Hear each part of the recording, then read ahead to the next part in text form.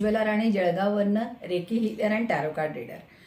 आणि आजचा आपला व्हिडिओ आहे नवीन वर्षाचं स्वागत आणि ग्रॅटिट्यूड म्हणून. तुम्ही मला वर्षभर जो सुंदर प्रतिसाद दिला ना त्याबरोबर त्यासाठी खरोखरच थँक्यू. कारण तुमच्या प्रतिसादामुळेच मला हे व्हिडिओ बनवायचं एक मोटिवेशन येतं. खूप लोकांचे मला पर्सनली छान छान मेसेजेस येत आहेत आणि त्याबद्दल खरोखरच थँक्यू.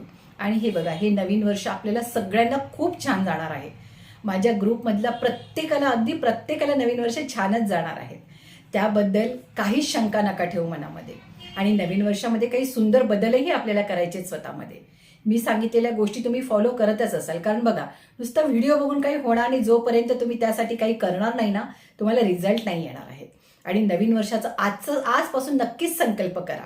2025 आणि 2026 जेव्हा आपण भेटू ना, तर खूप आनंदी राहाल तुम्ही माझ्याबरोबर ज्यावेळी राहाल तेव्हा.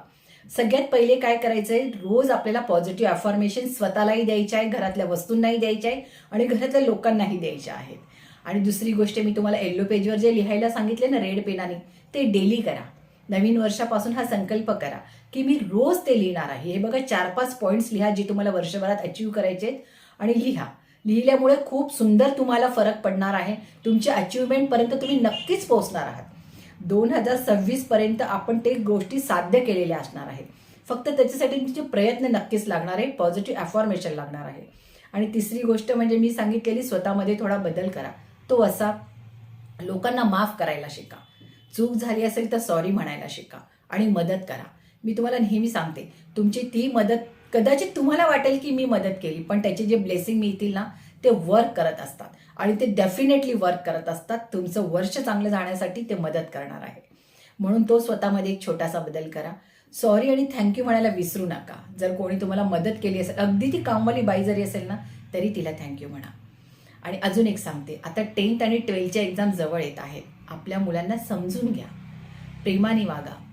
त्यांना तुमच्या मायेच्या आदराची खूप खूप गरज असते. झोप लागत असते या पिरियडमध्ये मुलांना, कारण का माहिती, ते प्रेशरमध्ये असतात म्हणून झोप लागत असते. त्यामुळे बघा, मुलांना रोज एक हग करा छान. हे बघा, आयुष्यामध्ये मार्क्स हे मिळण्यासाठी तेही मेहनत करत असतात, पण कधी कधी ते नाही करता येत त्यांना समजून घ्या. आणि तुम्हाला सांगू, तुमच्या या हग करण्याने, तुमच्या मायेच्या हात फिरवण्याने तुमचा मुलगामध्ये नक्कीच बदल होणार आहे. एवढं मात्र नक्की करा. समजून घ्या, त्यांचं डाएट छान ठेवा, रोज त्यांच्याशी बोला. आणि त्यांच्याशी जेव्हा बोलत असाल ना, कधीही फोन जवळ ठेवू नका. कारण माहिती, तुम्ही खूप महत्त्वाच्या विषयावर बोलत असतात आणि फोन आल्यानंतर तुमचा विषय डिस्कनेक्ट होऊन जातो. म्हणून ज्यावेळी तुम्ही फॅमिलीबरोबर वेळ ठेवत आहात, मुलांना तुमचा वेळ देत आहात ना, त्यावेळी मोबाईल जवळ नका ठेवू. आणि अजून एक सांगते, घरातलं वातावरण खूप छान ठेवा. तुमच्या या वातावरणामुळे तुम्ही पण पॉझिटिव्ह राहाल, तुमच्या घरातले व्यक्तीही पॉझिटिव्ह राहाल. बघा, तुमच्या या छोट्याशा चेंजमुळे हेच व्यक्ती तुमच्यासोबत राहणार आहे, पण नक्कीच बदललेले असणार ते तुम्ही. लोकांना माफ केलेले असल्यामुळे काय माहिती, तुम्ही कुठलं टेन्शनच नाही घेणार आहात आणि त्याच्यामुळे तुम्ही आरोग्यवान, आयुष्य खूप सुंदर घालवणारे व्यक्ती राहणार आहात.